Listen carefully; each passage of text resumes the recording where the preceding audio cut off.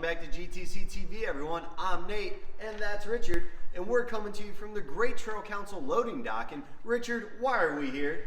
We are at the loading dock because we are loading y'all up with Boy Scouts of America policy changes and procedural stuff today. So we figured we'd come out here and talk to you about that. But first, we have some exciting news. We have a new staff member at Great Trail Council. Woo! This is Joelle Cluck. She is our new senior development director here, and she is going to do all the fun stuff and help out with the fundraising, helping us raise funds so that our kids can have an awesome program, right? Yes! Woo! All right, thank you for being with us, Joelle, and welcome to the Great Trail Council family. Now, Nate, I know you have a policy update. I sure do. Joel, you can get out of here. We'll get back to the boring stuff now. We have an update from National for the Scouts BSA age requirements. Woo! Yeah, youth can now be Scouts if they are at least 10 years old, currently in the 5th grade, and register on or after March 1st. Or if they have been Cub Scouts and earned the Arrow of Light and are at least 10 years old, or are age 11 but have not reached age 18. Absolutely. The big thing there is they added that March 1st date for 10-year-olds. I know that's been an issue with getting Arrow of Lights crossed over to Scouts BSA if they're not quite that 10. They have a later in the school year birthday. And this is going to help out get our kids ready for summer camp if they're going with the troop. They don't have to delay that a little bit. The next thing we want to talk about is, if you didn't hear the news, the lawsuit between the Girl Scouts and the Boy Scouts has been dismissed by the judge. So that's good news for everyone involved. But we do want to make sure that there is a branding update that we want to make sure everyone's aware about. There's going to be a link to it at GTCbsa.org/GTCtv. There's going to be a link that has some do's and don'ts. The big one is we got to make sure that we do not use the word girl and scout next to each other. So if we're talking about a troop, it is a Scouts BSA troop for girls, and you want to make sure you don't use like all girl troop or all girl scout troop, just use an all girl troop, stuff like that. And help make sure that all of our families and friends and all that are aware that the Girl Scouts and the Boy Scouts are two separate organizations, both with awesome missions. We still work with the Girl Scouts, have a great relationship with them, but we want to make sure that we respect their branding and copyrights just like they do to ours. So please make sure that you follow the rules, and if you have questions about it, there's going to be the link to the infographic here today. Now, Nate, I know you also have a policy update about summer camp. We sure do. A new policy from National this year for summer camp leaders. Now, if you are coming out to Scouts BSA resident camp, there is a policy in effect for your unit leadership.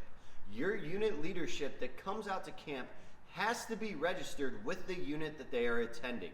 So if I'm the Scoutmaster of Troop 123 and I bring my buddy Richard, who's an assistant Scoutmaster at Troop 259, Richard has to get registered in Troop 123 so that he has charter organization representative approval for his registration with our unit, since he will be acting in a unit capacity.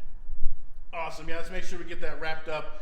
It's easy to do nowadays. You can go to your scout book and actually multiple. The adults can multiple via that method if your unit has online applications accepted, or you can just turn in that paper application here to the office or to your friendly unit serving executive. The next thing, this is going to be a big one, is going to be the fiscal policies of the Boy Scouts of America have been updated.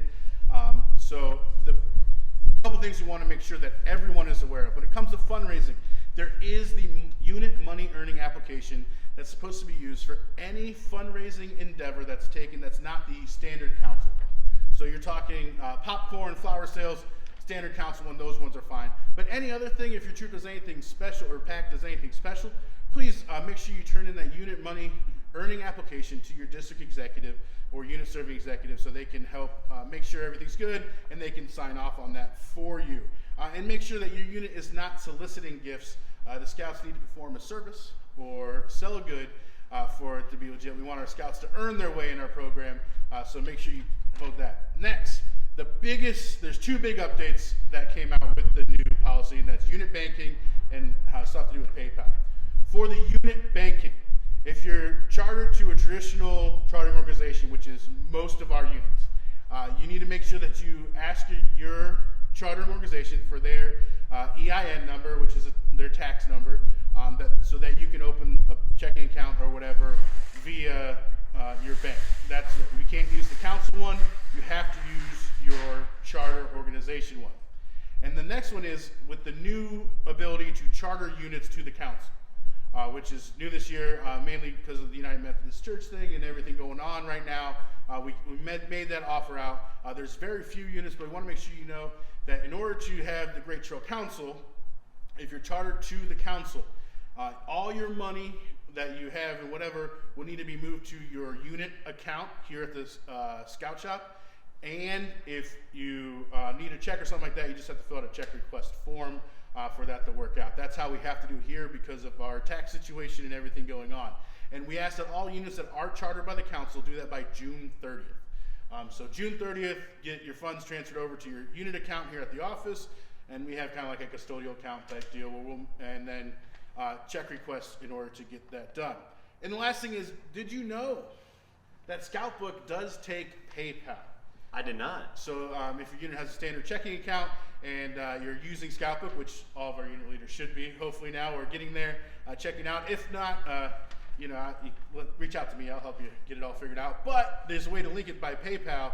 You can. That link's going to be on our website as well, and that you can actually have a button on where parents and all that can pay the unit via PayPal directly on your Scoutbook account, which I think is really cool and a great service for our people. And finally, we need to talk about something fun today, because now that we got that load off our shoulders of all of the policy updates for right now, I'm sure there'll be more. They keep updating every week, it seems like. But we have something fun coming up, which is one of my favorite things and my first staffing opportunity I had as a kid, which is Cub Scout Day Camp. Nate! Woo! Day camp. We are so excited this year for day camp. We have 5 sessions of day camp going on, sponsored by the Great Trail Council and the area districts. And there will be 4 sessions available at Camp Butler and 1 session available out at Camp Stanball. So make sure you guys check the links at gtcbsa.org/GTCtv. I almost messed it up like you. And we'll get all the information you can to learn about our day camps and have a great time when you're out at camp with us. Absolutely, and thanks for bearing with us while we did this. We thought it was important to get all these policy updates out there, and we figured we'd do it in one episode. So now we're going to close the door, and I'll see you on the scouting trail. Be prepared.